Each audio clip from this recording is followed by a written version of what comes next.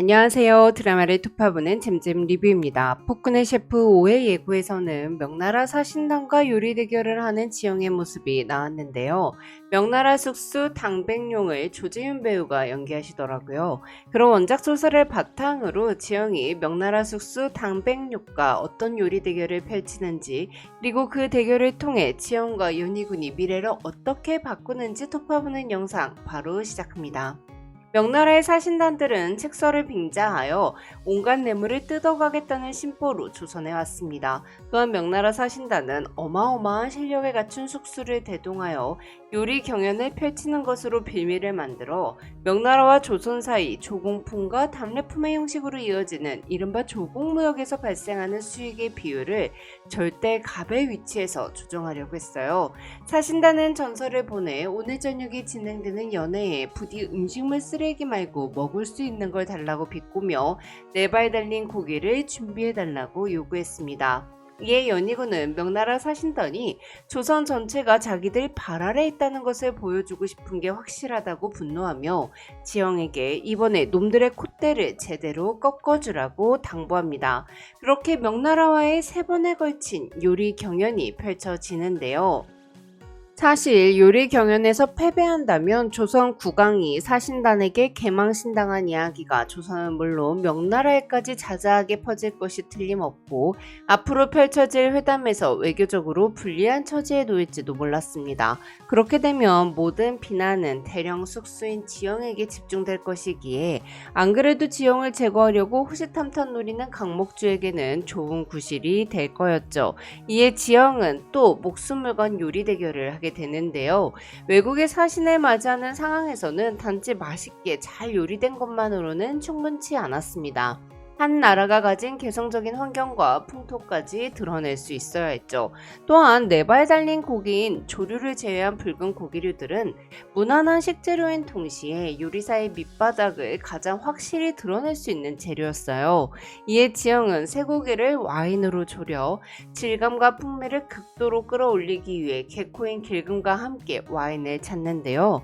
물론 조선시대에 와인이 있을 리가 없었습니다. 하지만 삼포도라고 불리는 머루로 만든 술이 궁한 술 저장고에 있었죠.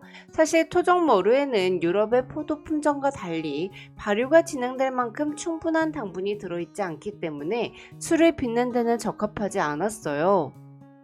이에 지영은 머루와 쌀을 함께 섞어 발효시켜 쌀의 전분이 당으로 변해 머루의 부족한 당분을 보충하도록 하는데요. 그렇게 지영은 조선판 포도주를 만들어 조선식 갈비찜 요리를 만들었어요. 명나라 칡사는 푹 익은 갈비살에 진득하게 졸여진 조선식 포도주 소스가 흠뻑 묻어 보석처럼 반짝이는 천하의 별미를 맛본 후 충격을 맛봤습니다. 마치 꽃향기로 가득한 꽃밭에서 뛰놀고 있는 것 같은 기분이었거든요. 연희군과 칡사의 입에서 감탄사 같은 신음소리가 흘러나오고 있는 그 순간 당백룡은 마라 양념을 한 돼지고기 요리 마라샹궈를 선보입니다.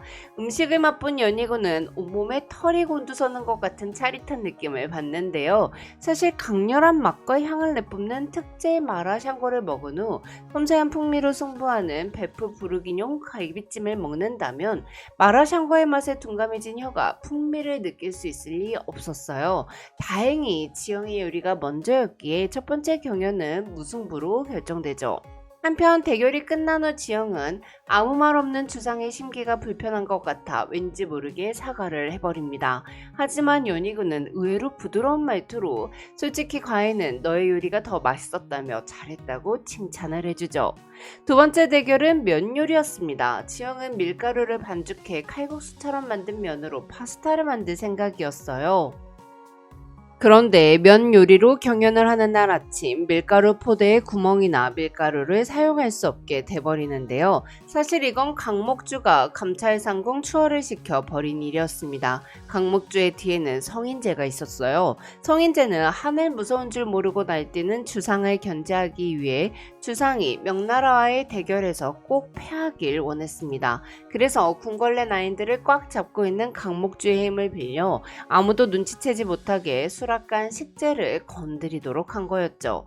한편 담백룡은 한 그릇의 국수가 단 한 가닥의 면으로 되어 있는 사천의 명물 일금면으로 탄탄면을 만들었는데요. 길게 이어진 면발이 끊어지지 않는 것은 엄청난 탄성을 지닌 반죽이 아니면 도저히 불가능한 일이었어요. 그렇게 연희군이 젓가락을 입에 넣고 면을 후루룩 빨아 올리는 순간 연희군은 놀라서 젓가락을 떨어뜨릴 뻔한 것을 간신히 참아냅니다. 그 전까지 왕실 수라상에 올라온 국수라곤 멸치 국물에 토종밀로 만든 흐물거리는 면발을 말하는 정도가 전부였으니 쫄깃함의 정도가 차원이 다른 당백룡의 면 요리에 연희군이 깜짝 놀라는 것은 당연한 일이었죠. 한편 밀가루를 쓰지 못하게 된 지영은 메밀가루로 면을 만들어 숭어, 어랑과 감태를 올린 생들기름 파스타를 만들었습니다. 중국 요리에는 유채기름이나 돼지기름 등이 주로 사용될 뿐 들기름은 거의 쓰이지 않았고 생선 요리도 민물 생선 위주이기 때문에 바다 생선의 알 같은 건 쉽게 볼 수가 없었거든요. 그러니까 명나라 사신단에게는 메밀과 생들기름, 어란 그리고 감태의 조합이 완전히 새로운 풍미였죠. 맛있는 것을 먹으면 놀라서 딸꾹질을 하는 버릇이 있는 명나라 칙사는 결국 지영의 요리를 먹고 딸꾹질을 심하게 하고 맙니다. 그렇게 두 번째 경연도 무승부로 결론이 났고 마지막 승부만이 남았는데요. 명나라 사신단은 마지막 연회에서 천하의 명품이라고 불리는 조선 인삼의 명성을 직접 경험해보고 싶다며 결국 노리는 건 인삼이라는 것을 드러냈습니다. 사신단은 인삼을 말리는 기술인 조선의 증포법이 발달되지 않아 명나라에 도착했을 때 인삼의 효능이 일관되지 않다며 명나라 상인들이 조선에서 직접 인삼을 채취하고 강공해 가져가겠다고 속내를 드러냈어요. 즉 이건 조선의 채삼권을 내놓으라는 말이자 국가기관산업이나 다름없는 최대의 수출품을 날로 먹겠다는 개소리였죠. 이런 개소리를 하기 위한 구실을 만들어내기 위해 요리 경연에서 인삼 요리를 맛보고 싶다고 한 거였고요. 이에 연희군은 요리의 경연에 최삼권을 내건 것이나 다름없으니 대국에서도 그에 걸맞은 무언가를 내놓아야 셈이 맞는 거 아니겠냐며 만약 우리가 이긴다면 중국에서 나는 과일과 사탕수수와 밀가루를 매년 일정량 보내줄 것을 약조해달라고 제안합니다. 그렇게 요리 경연은 알량한 자존심 승부 따위가 아니라 막대한 이권이 걸린 밥그릇 싸움으로 변했습니다. 마지막 경연에서 담백룡은 가장 진귀한 식재료 중 하나라고 불리는 제비즙과 상어 지느러미 샥스핀으로 만든 요리에 조선의 증포법을 사용하지 않은 인삼을 올려 앞으로의 인삼 무역에서 조선의 역할을 배제하겠다는 의미를 담았는데요. 또한 중화요리의 정수를 단 한 그릇으로 압축해 놓은 음식 안에 조선 인삼의 풍미를 자연스럽게 섞어 결국 조선은 명나라의 일부일 뿐 조선 인삼이 있어야 할 자리는 초라한 조선 요리가 아니라 화려하고 풍부한 중화요리라는 메시지를 전했어요. 한편 지영은 마지막 경연에서 꼭 이기기 위해 대장간 기술자에게 부탁해 압력솥을 만들었습니다. 조선 인삼 요리라면 뭐니 해도 삼계탕인데 일반 솥으로 삶아서는 흔한 닭백숙 요리가 될 것이기에 압력솥을 만들어 세상 부드러운 육질의 삼계탕을 선보이기로 한 건데요. 지영은 증포를 거친 6년근 홍삼을 오개 안에 넣고 따로 우려낸 닭발 육수를 부어 압력솥의 뚜껑을 닫은 뒤 오개를 뼛속까지 푹 삶아냈습니다.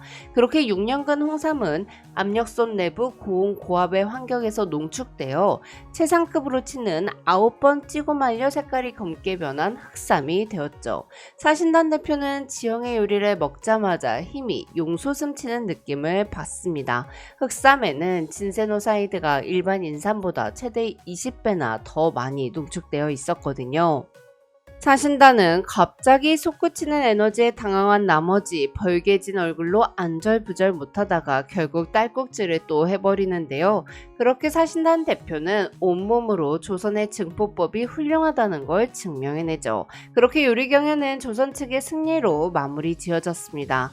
그런데 칙사가 황상폐하에게 대령석수 여인을 공료로 바치라는 개소리를 짓거리는데요. 이에 연희군은 그대로 달려가서 칙사의 안면을 이마로 들이받아 버립니다. 그렇게 명나라 황제의 대리인이자 황실 권력에 떠오르는 실세는 연희군의 박치기에 보기 좋게 장렬했고 연희군은 칙사에게 이 나라의 대령 숙수를 공료로 데리고 가려면 최소 100만이 넘는 수행원은 데리고 왔었어야 한다며 지형을 지키기 위해선 양국 간 전쟁이라도 불사하겠다고 선포하죠. 그렇게 명나라 사신단은 그 어떤 것도 얻지 못한 채 돌아가게 되는데요. 한편 이 사건 후 역사는 크게 바뀌게 됐습니다.